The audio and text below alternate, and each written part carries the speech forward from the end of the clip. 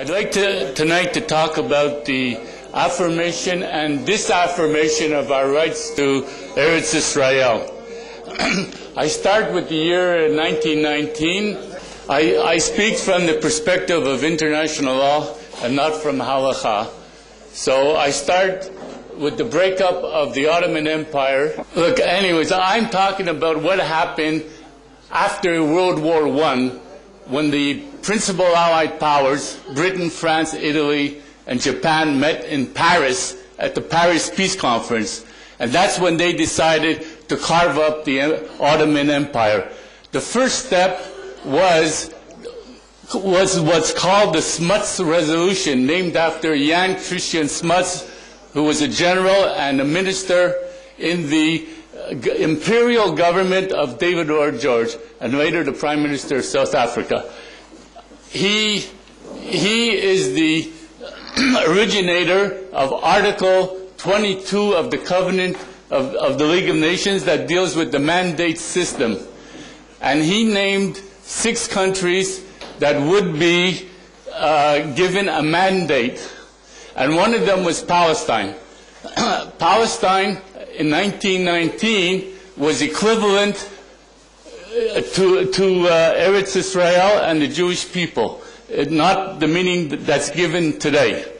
And it was decided that a mandate would be established, no annexation by any of the victors of World War I. Under the mandate system, Palestine would be developed as a Jewish national home. This took place 1 year later at the San Remo Peace Conference. This was the most important development. In that conference, Palestine, all of Palestine, was allotted to the Jewish people. There was no question of division of Palestine, no question that a part of Palestine would go to the Arabs. I call it the San Remo Resolution because I read the minutes of the conference that took place in 1920, April 24th and 25th. And in those minutes or protocol, they call it the resolution that was adopted. It was not a signed agreement, but the powers agreed to carve up the Ottoman Empire, to create new mandated states. One was Syria, one was Iraq, and one was Palestine. Later, Syria was subdivided with Lebanon and Syria. But at this time, all of Palestine was to be given to the Jewish national home. Now, it's really a great shame that the State of Israel never mentions the San Remo Resolution.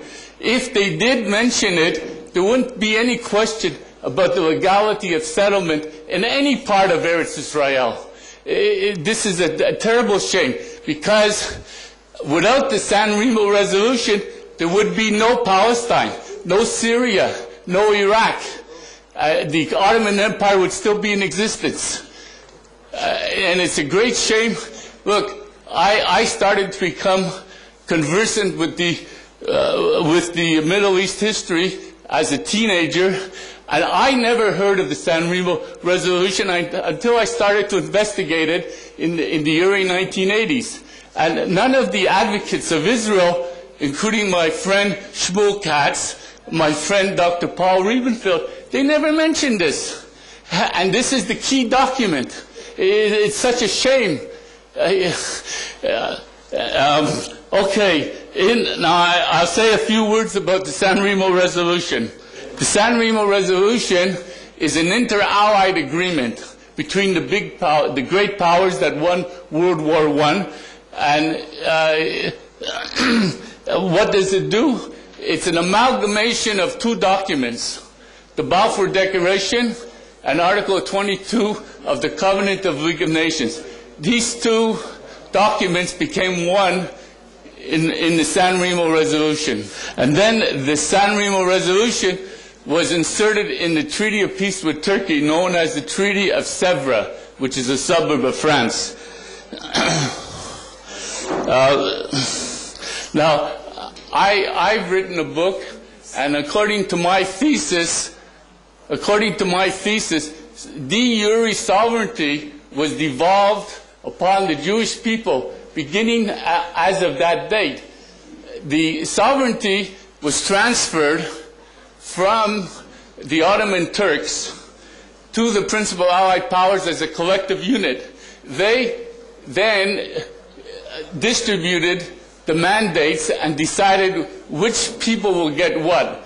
In the case of Syria, it was the local inhabitants. In the case of Iraq, it was the local inhabitants. But in the case of Palestine, it was not the local inhabitants. It was the Jewish people, or world Jewry, or if you wish, the Jews of the world, including all Jews, whether they lived in Cincinnati, Philadelphia, New York, or any city in Europe. Those Jews that wanted to come to Eretz Israel, they had a right. Now, the San Remo Resolution actually replaced the Sykes-Picot Agreement, which was concluded in 1916 between Britain, France, and Russia. That went out the door. That became a dead letter. Supposedly, France actually still stuck to it, but the San Remo Resolution was its replacement. The Israeli Foreign Ministry doesn't mention this. They don't mention, in all their propaganda that they put out, there is no mention of the San Remo Resolution. Not even in Israel's Declaration of Independence, which Ben-Gurion Ben-Gurion and Moshe Sharet were the principal authors. And look, if Israelites are to be asserted, you got to start with the original document, and that's the San Remo Resolution. And according to my thesis, the San Remo Resolution is still in force today. It was never altered, and because without it, there is no justification under international law for the State of Israel. That's the basic foundational document for the State of Israel, and for the same reason of Iraq and Syria. So you have to start with that. The San Remo Resolution produced the mandate, and under the mandate, the Jews were sovereign in a de jure theoretical formal sense, but the attributes of sovereignty were, of course, exercised by the mandatory power of Great Britain. And they sabotaged everything. That's why we didn't get the Jewish state from that time, because they didn't implement it. They didn't implement the mandate, nor the San Remo Resolution. Now, the Jewish rights to this land, I describe them as in three ways. Imprescriptible, that means they can never expire. Indefeasible, a fancy legal word, which means they can never be annulled. And inalienable, which is derived from the French, which means they can never be transferred.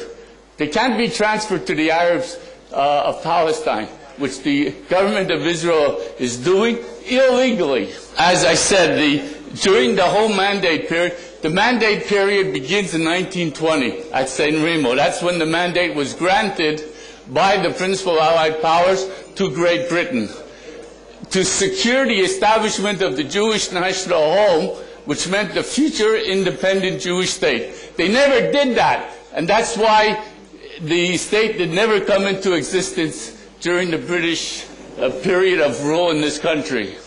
And on the contrary, what Britain did is they began to divide the land. First they gave up the Golan, and then they gave up Transjordan, and by 1948, none other than Chaim Weizmann said that Israel is only getting 1/8, I say 1/8, not 1/3, 1/4, but 1/8 of the original land envisaged for the Jewish national home, i.e. the Jewish national state.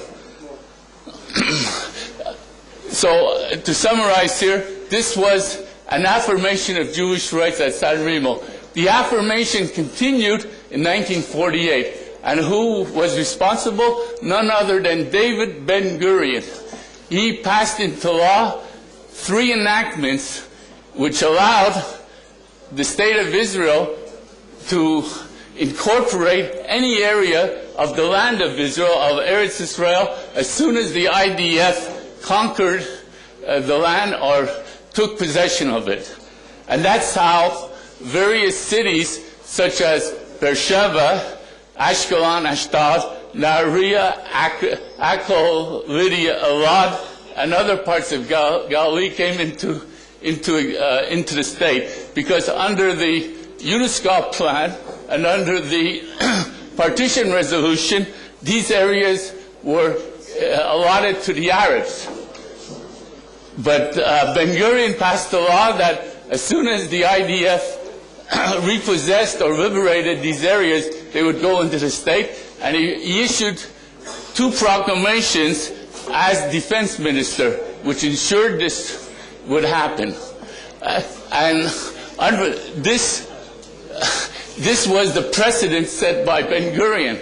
Unfortunately, when we come to 1967, the Eshkol National Unity Government didn't follow the Ben-Gurion precedent. What did they do? They depended on the advice of the military advocate general, none other than Meir Shamgar, the future president of the Supreme Court. Now, I've been in contact with Meir Shamgar. I pointed out the mistakes he made. He didn't even know about the Land of Israel proclamation. And I asked him to recant, because it's because of what Shamgar advised the Eshkol government that Judea, Samaria, and Gaza became occupied territories. Why?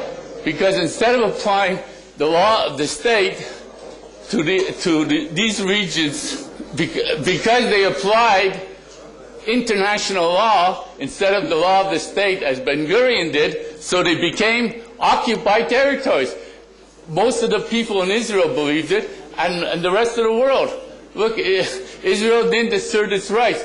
This was a disaffirmation of our rights, in which Menachem Begin was also responsible for. He didn't protest when the Eshkol government applied the Hague regulations and the Fourth Geneva Convention to Judea, Samaria, Gaza, and the other repossessed, liberated territories. This is the great Menachem Begin. That's why I have more esteem for Ben-Gurion, because he was a practical Eretz Israel man, whereas Begin was all talk. If you look at the speeches Begin made in the 1950s, he was talking about Transjordan coming back into Jewish hands. Yet when he came to power in 1977, he didn't implement what he preached all his life. So Begin was a hypocrite compared to Ben-Gurion.